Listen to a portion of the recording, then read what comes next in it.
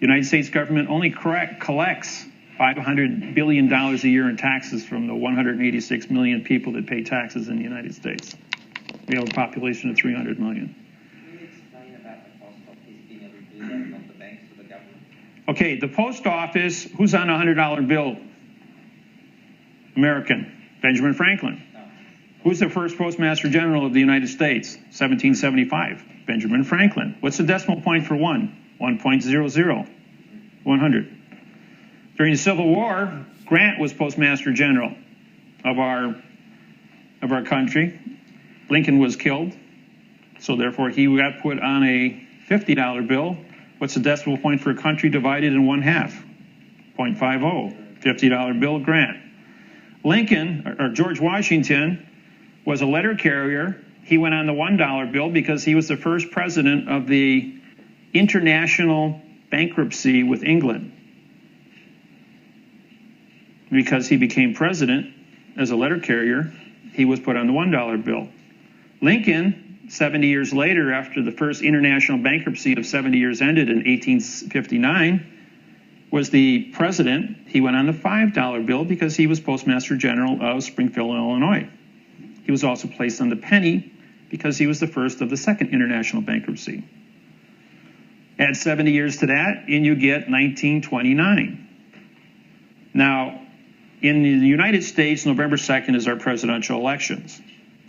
So this was the end of our second international bankruptcy. Now, our first bankruptcy was established on September 17th, 1789. My birthday is September 17th, so it's easy to remember.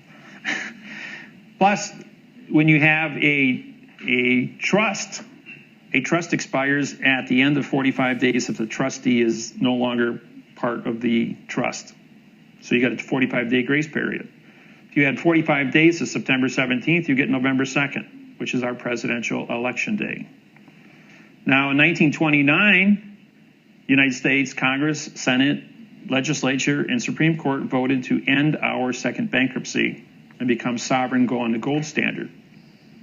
So they told England, we're not going to renew. So England, under the 5-day rule, had to tell the American public that they were going to close all the banks and credit unions because they were operated under the Bankruptcy Act.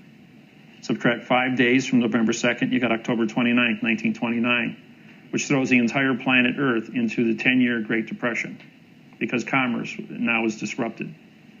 Add 70 years to that, and you get November 2nd, 1999. The United States of America did not elect a president on that day because they voted to end the bankruptcy, and MasterCard controlled 98 cents on a dollar. And MasterCard was established back in 1964. So the private corporations of the convenience of MasterCard captured all the money, but we did it domestically. We can now end the bankruptcy.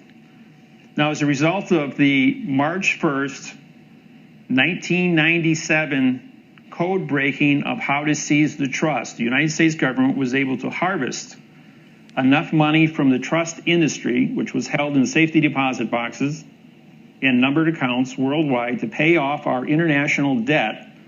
And by November 2nd, 1999, we had $6 trillion surplus in the United States of America, which made us sovereign, and our third bankruptcy ended. We did not elect a president on November 2nd, 1999.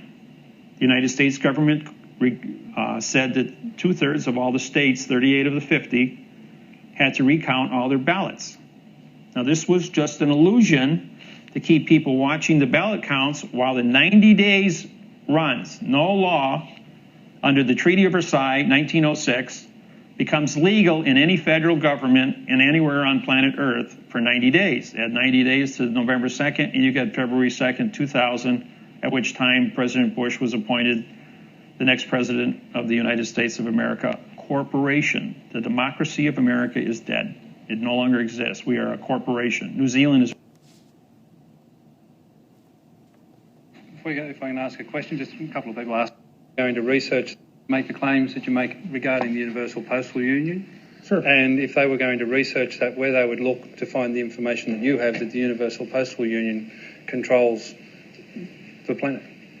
Oh, Universal Postal Union was established in 1873 by using a 2-cent postage stamp. All 250 countries treated with the Universal Postal Union, Bern, Switzerland, to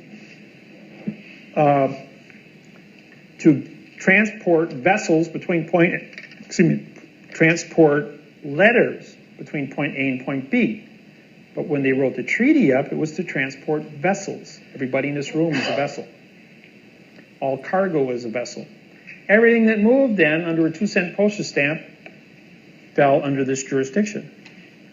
Now, think about 1873. How efficient were we at moving things around? Well, we had steam was just first coming in, so transportation was highly limited. The amount of commerce that was going to flow between one country and the other was very limited, and all they had to do was wait for 1 year until everybody on the planet signed up. As soon as everybody was under contract, jack up the rates. Now that they gave them jurisdiction, they were in charge of vessels. All vessels have to move under commerce, and all commerce is called script, better known as money.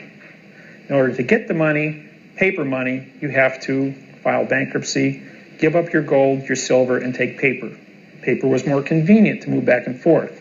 Or have contracts, better known as checks, money orders, which were all controlled by the post office. So this is how they got their fingers into every pie on the planet and became the central bank. Through the post office controls all banking. Benjamin Franklin of the United States. When the Continental Congress got together, Ben was a French attorney working for the English crown to capture America. 1775, he sits back and says, hey, I'll be responsible for contracts and script. He writes the contracts in adverb verb, and he takes control of the money. Walks the United States into a bankruptcy and turns it over back to England. Yeah, we win the war, but we lose it on paper. And we're in bankruptcy with England for 210 years, and they're in control. If you go to the upu.com website, you'll have about 80 pages of reading on the history of the Universal Postal Union, and it'll explain how they came about. And it's all public record.